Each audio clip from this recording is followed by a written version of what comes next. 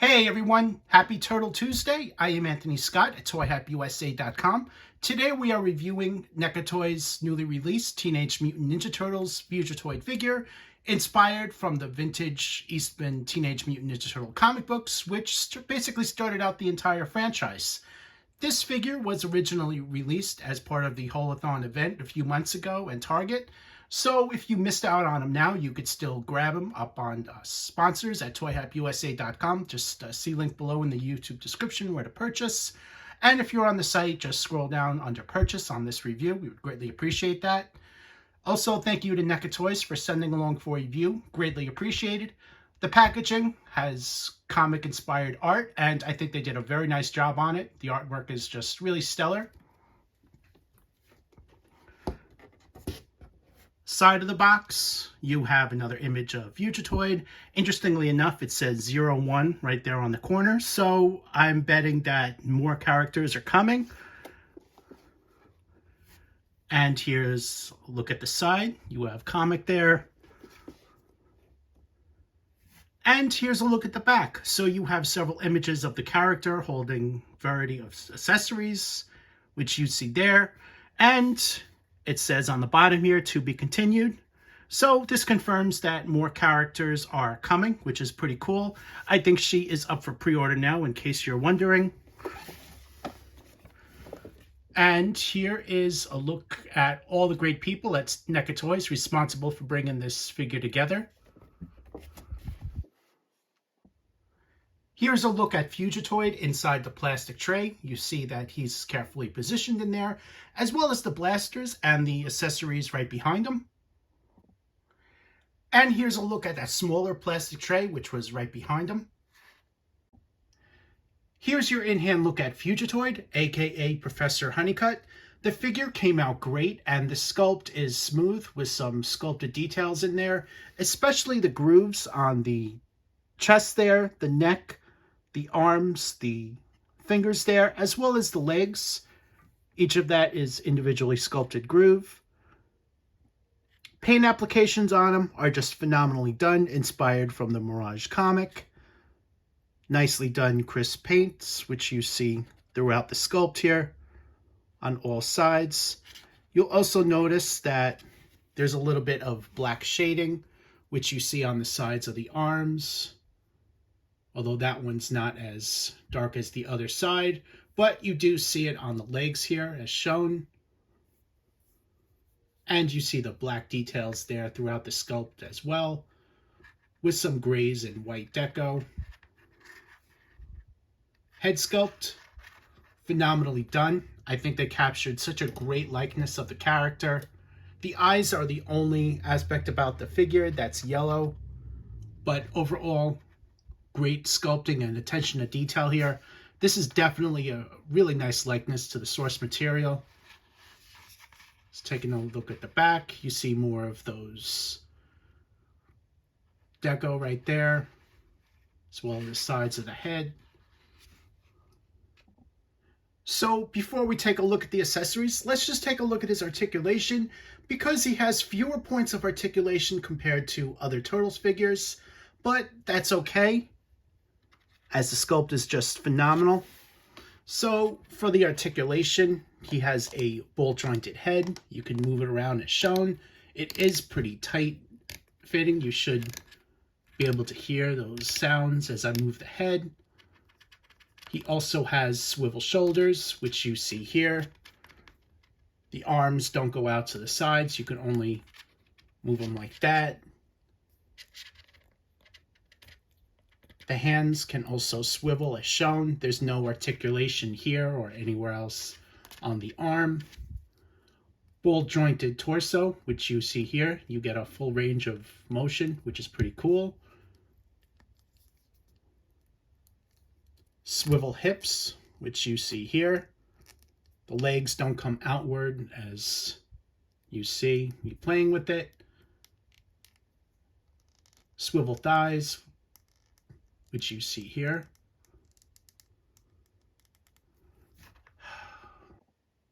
So before we take a look at his accessories, let's take a look at the articulation, as this figure has fewer points of articulation compared to other Turtles figures.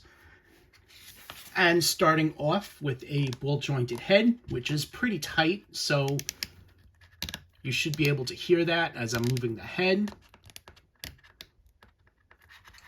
He also has swivel shoulders, so you can move them like this. The arm itself has no articulation. There's no articulation here, but he does have swivel wrists as shown. Ball jointed torso gives him a nice full range of motion here. Swivel hips, which you see here. No waist rotation, excuse me. And he has swivel calves, which you see here. These can move. No toe articulation, in case you were wondering. Here's a look at the bottom of the feet, just giving you guys a look at that detail down there. Included with Fugitoid is a handful of accessories, including 3 different hand sculpts. The one on there that I showed you when I showed you guys the figure. This hand sculpt here, which can also hold, well, looks like it could hold some of the blasters, but he also has a set of these interchangeable hand sculpts with the fingers sculpted apart, and they look kind of like tentacles or something like that. So these are pretty nifty there. He also includes several blasters, this being one of them. I couldn't find any reference for this particular blaster, but I don't know if this is something he uses or an alien character, maybe the Triceratons or something like that.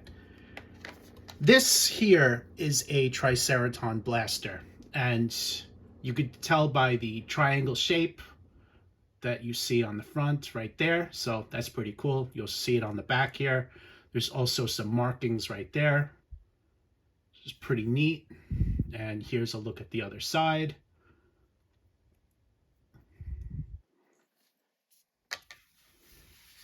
These 2 little pistols are sculpted differently.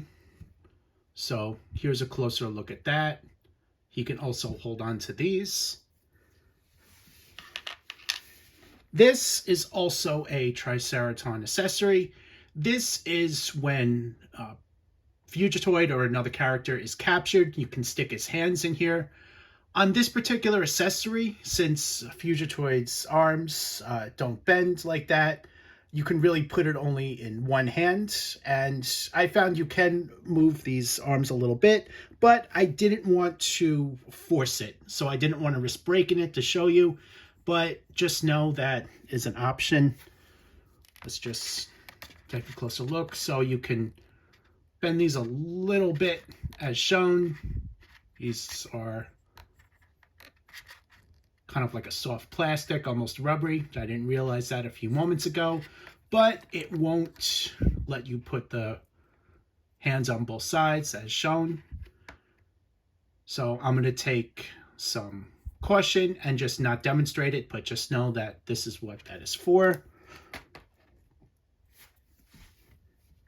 The final accessory is, this one is actually from Raphael. He uses this in the comics. So if you have the very first turtle figures from NECA Toys back in the late 2000s, which unfortunately I do not. So just know that this accessory is for him. It has some really nicely done paint applications on here, which you can see. They even went ahead and put some black lines right there, painted the buttons red and yellow right there. So that's definitely pretty neat. Here's a look at him holding the 2 blasters. Again, these blasters are sculpted differently, so they're not 2 of the same. He's also got a good grip on them with these open grip hands. And don't forget, he has 2 different sets of open grip hands. So if one blaster doesn't fit in one, it will fit in the other. The pistols are self-painted, very nicely done in blue and black deco. Here's a closer look of that bigger blaster. It's also painted in blue and black deco. And the details on this, very nicely done. Fugitoid has a good grip on it with this open grip hand. This is one of the different hands that I mentioned before. And here's a look at all that. Very nicely done deco, attention to detail on this. So you can see the barrel is even painted in black. This blaster was featured in a one-shot where Raphael meets a character like Jack Kirby, but it paid more of a homage to it. And the character was also named Kirby, I believe, in this one-shot. It's definitely a memorable one. And that is what this accessory is based off of. I don't have the first Raphael figure that NECA put out in the Mirage Comics line from the late 2000s. So that's why I'm just showing you guys what it looks like on Fugitoid. This blaster itself has a lot of great details here, and you could see all that very nice sculpted paint applications and stuff like that. It is loose fitting on Fugitoid. It's probably a little tighter on Raphael, so just be aware of that. This hand here is the only one that is really suited for this, given how the fingers are positioned. The other two hands wouldn't work with this, so on this particular accessory, it only works with this one hand. Here's another look at that Triceraton Blaster. Again, this one has the triangle front, which you see here. The details on this, very nicely done, as I showed you guys a few moments ago. And just like the other blasters, he's got a pretty good grip on it in his open grip hand here. Here's a look at the Triceraton Cuff. As I said a few moments ago, this one's best for one hand at a time. I didn't want to force the arm to be bent too much, so just you basically using a side of caution here, not forcing it.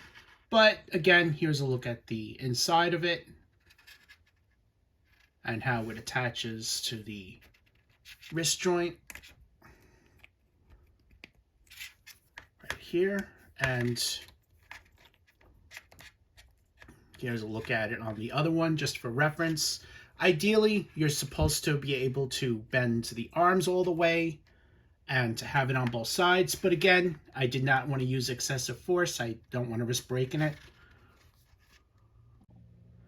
And now my favorite thing to do is compare with some previously offered figures. This is the two versions of Shredder that were offered in the line. Again, I do not have the original Turtles and April O'Neil offered from NECA years ago, but I did get some of the later ones, including Shredder here. Again, these are both versions of Shredder. The one on the left was exclusive to Comic-Con one year. And here's a comparison of the back.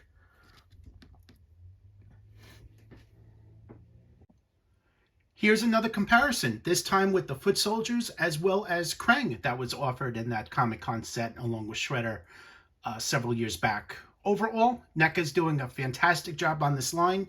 Fugitoid is a perfect example of that. He came out great. Paint apps are very nice and crisply done. Loving what I'm seeing, especially with each new release. My recommendation would be to pick them up, especially if you love Turtles as much as I do. Thank you again to NECA for sending along for review. Greatly appreciate that. I am Anthony Scott at ToyHypeUSA.com. Thank you so much for watching, and stay tuned for more coverage and reviews.